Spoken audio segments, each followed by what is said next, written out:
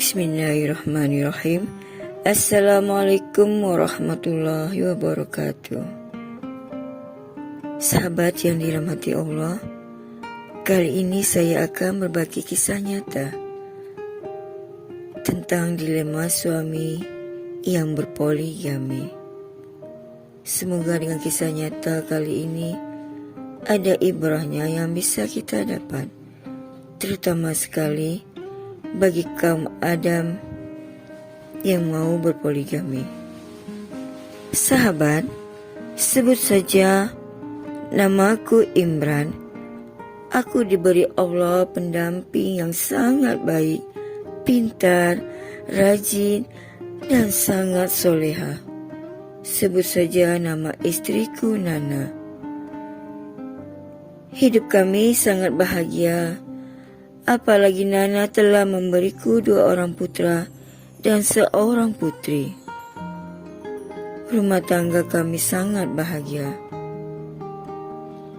Dan pada suatu hari, hatiku ini diuji oleh Allah karena aku telah mencintai seseorang gadis yang sangat cantik dan lebih muda. Sebut saja namanya Wati. Herannya yang lebih membuatku semakin kuat ingin menikah lagi dengan Wati, karena ia juga sangat soleha dan bersedia menjadi istri keduaku. Akhirnya aku putuskan untuk menikahi. Dan aku pun juga sudah memberitahu kepada istriku Nana.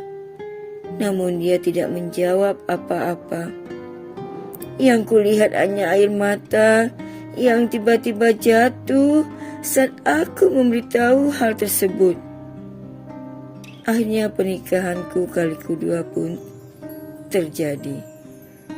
Awalnya sih memang agak susah, tapi lama-kelamaan semuanya berjalan dengan lancar.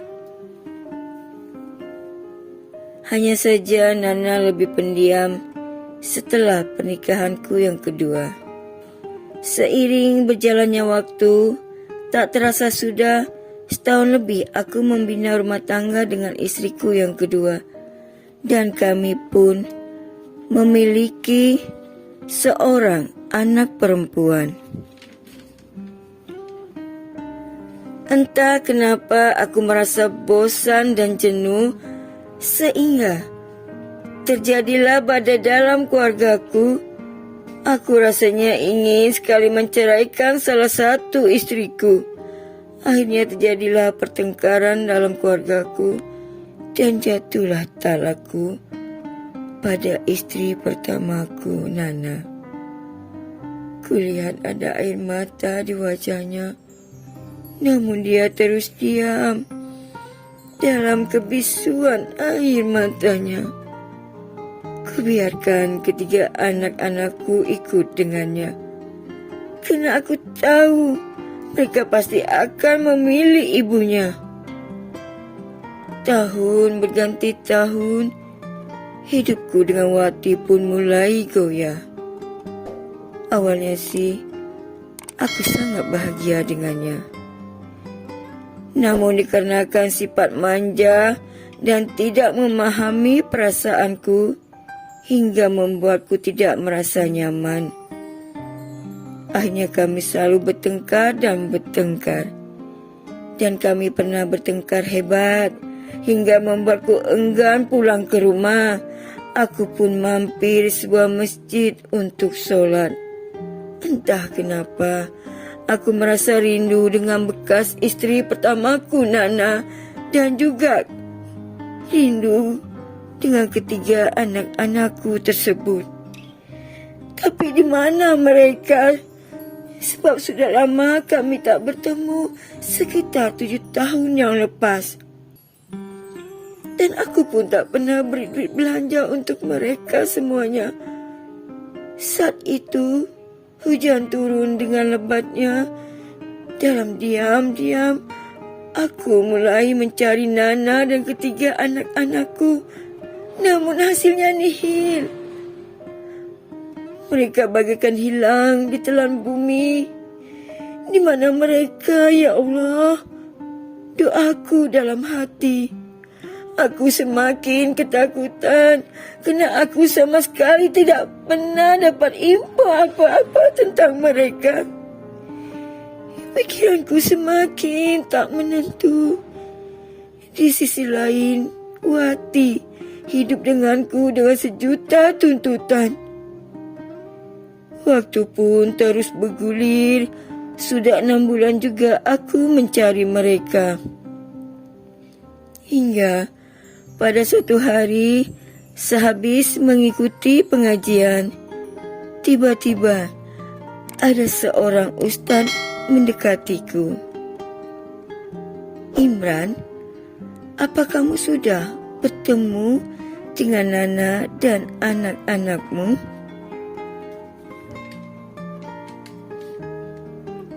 Kugelengkan kepala dan dengan air mata kerinduanku. Dan ustaz itu pun berkata, insya Allah mereka baik-baik saja. Namun entah kenapa dikarenakan perkataan ustaz tersebut membuatku menatap wajahnya lekat-lekat. Wajah sang ustaz seolah-olah tersirat. Ia mengetahui keberadaan mereka semua. Ternyata memang benar. Setelah ku desak ustaz tersebut, akhirnya ustaz pun memberitahu keberadaan mereka. Mereka menetap di sebuah kota yang sangat jauh dari tempat yang pernah menjadi kota tempat kami saat membina rumah tangga. Perjalanannya sangat jauh di sebuah pondok pesantren di pelosok desa, tepatnya di lereng gunung. Dan akhirnya aku bersama pergi dengan ustaz sebagai mediator untuk mempertemukan diriku dengan Nana dan anak-anakku. Dan dalam perjalanan yang sangat jauh itu, kami pun beristirahat sejenak. Mampirlah kami di salah satu masjid. Entah kenapa di tempat itu, dadaku begitu bergemuruh. Perasaanku terasa tak menentu. Aku jadi ketakutan. Dan aku berpikiran, macam mana kalau mereka nanti tidak menerimaku lagi? Tiba-tiba lamunanku hilang oleh merdunya suara azan. Air mataku menetes menghayati kalimat sang muazin. Saat itu waktu maghrib, aku dengan ustaz memutuskan untuk bermalam di masjid tersebut. Allahu Akbar. Sungguh menggema suara imam yang aku dengar. Aku tenggelam dalam solat, menunjukkan imam sangat fasih dalam melafazkan Al-Quran. Setelah selesai solat, sang imam memberikan tausiah singkat tentang hargailah orang yang selalu bersama kita.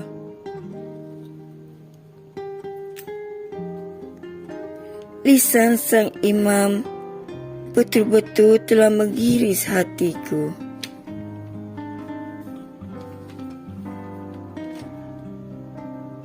Keesokan hari, dikala subuh menjelang, aku berdoa, ya Allah, tolong pertemukan aku dengan bekas istriku Nana dan ketiga anak-anakku. Azan subuh pun berkumandang. Sebelum solat, sang ustaz berkata padaku, insya Allah, pagi ini kau akan bertemu dengan putra pertamamu. Hatiku pun semakin gemuruh. Ditambah lagi suara imam membuat para jamaah memecahkan tangisan. Sungguh desa dan tempat yang dipilih Nana benar-benar sangat damai dari kebisingan dunia. Benarlah, pagi itu aku bertemu dengan putra sulungku yang tiada lain adalah imam yang dari tadi malam membuat jemaah menangis karena tausiahnya dan tartilnya membaca Al-Quran. Hatiku terharu dan kagum. Dalam usia yang sangat muda, ia telah memiliki ilmu setara gurunya. Aku begitu kagum dan bangga melihat anakku tumbuh menjadi penghafal Al-Quran. Menetes air mataku, ku peluk dia erat sekali. Kutanyakan kabar ibu dan adik-adiknya dengan gaya bahasa yang sangat sopan. Adam menceritakan perjalanan ibunya menanggung ketiga anak-anakku. Kami membesar tanpa sosok ayah, kata Adam. Adam telah didewasakan oleh ilmunya walaupun ia baru berusia 14 tahun. Aku menangis setelah mendengar penjelasan tentang perjalanan Nana dan ketiga anak-anakku. Aku semakin merinding kalau Adam mengatakan adiknya yang kedua yang usianya hanya beda setahun dengannya telah berangkat ke Madinah karena prestasinya. Dan adik bungsunya yang perempuan berusia 9 tahun setelah selesai mengikuti program kelas tahfiz. Adam dengan tegas mengatakan, kami semua bisa seperti yang Abi inginkan. Dikarenakan sosok Umi yang telah Abi tinggalkan. Umi membesarkan dan mendidik kami untuk lebih mencintai Allah. Umi memberi kami makan dari hasil kerjanya sebagai orang yang mencuci piring di dapur pondok ini, Abi.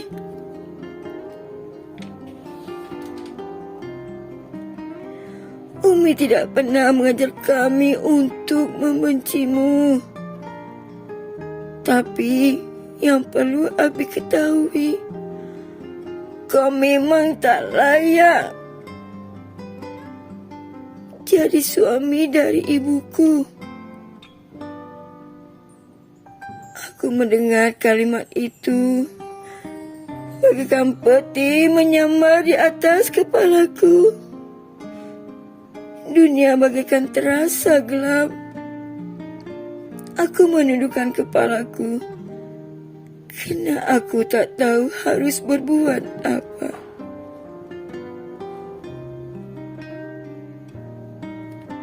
Sahabat, untukmu yang sedang mendengar masalahku ini, janganlah buat sepertiku. Hargailah seseorang yang ada di sampingmu, karena itu adalah orang yang terbaik yang telah dipilih Allah untukmu.